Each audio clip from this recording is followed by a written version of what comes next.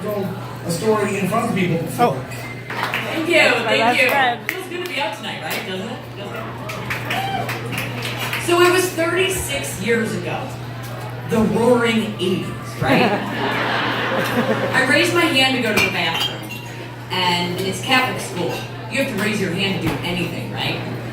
So a little bit later, she also raises her hand to go to the bathroom. And well, now, too much time has probably gone by and the teacher's wondering where we are. Well, sure enough, we're busted by Sister Nancy in the bathroom. Just chatting. So we were inseparable.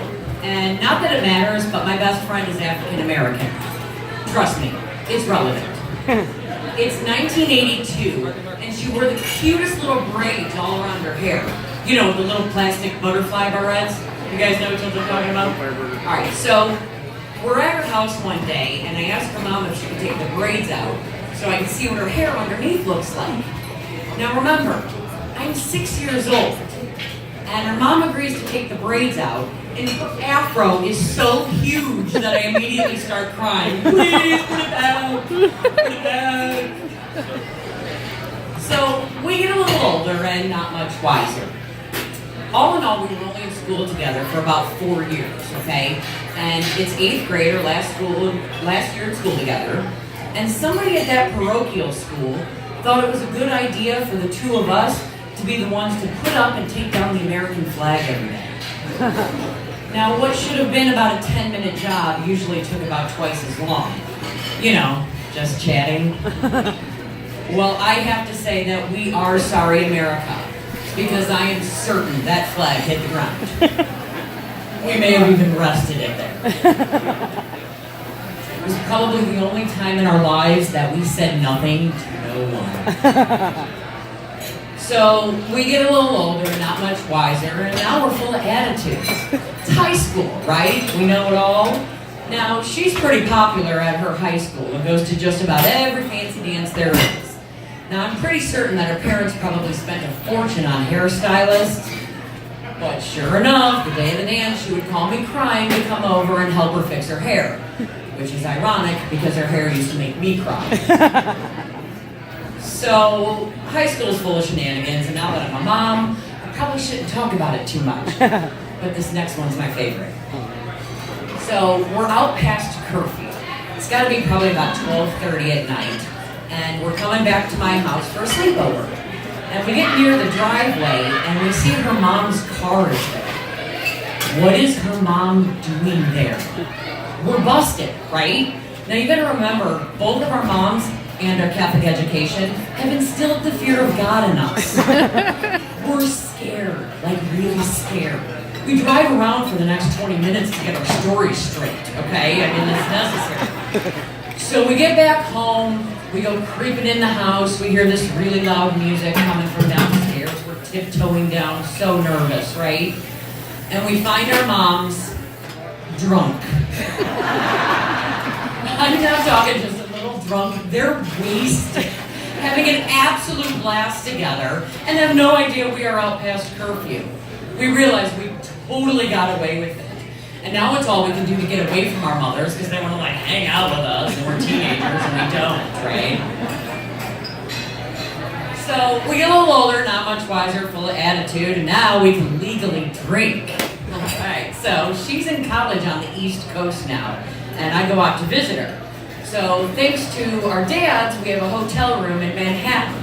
Now aside from the bed, we have moved every single piece of furniture around so we can party and play all night long while overlooking Times Square. Now one of those nights, it's about 10:30 at night, and we're all dolled up, ready to go out. We're gonna go to the club, right? It's gonna be a good time. And we get there, and there are these metal detectors that you gotta go through. Well, it sounds perfectly normal, right? Let me remind you, it's 1996, and this is not the norm. Especially to a couple of girls from the Midwest. I'm freaking out. Why do I want to go into an establishment that needs to make sure that nobody has a gun? What if the detector doesn't work or something like that? I don't want to go in, I'm freaking out, it's New York City. I'm sure anywhere we go, it's going to be these so-called detectors, okay? And sure enough, we just end up back at the hotel room and get drunk there. Because sometimes we only need each other, right? So we get a little older, not much wiser. We're full of attitude. We can legally drink, and now a couple of boys think we're pretty cool. Our weddings are amazing. Hers is on a boat downtown Chicago. So on the clear blue morning of our wedding, we take a walk downtown through the loop, drinking mimosas out of red Solo cups. Midwest girls, right?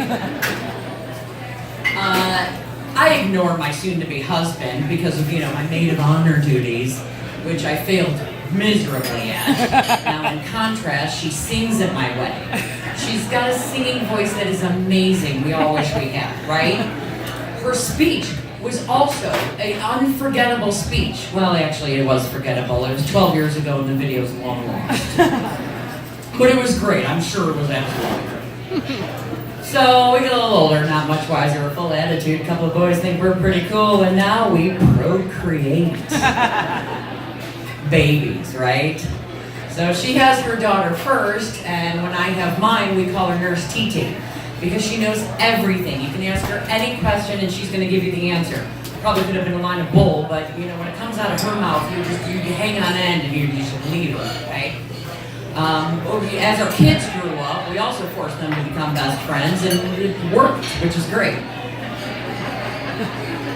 She watched my daughter for me as I go back to work, and I go to pick up my baby girl, and the girls are both of our girls are napping, and we're still napping babies, so we would just sit on the porch for hours, chatting. We really are just so good at chatting, right? So, we have lived over 800 miles apart from each other.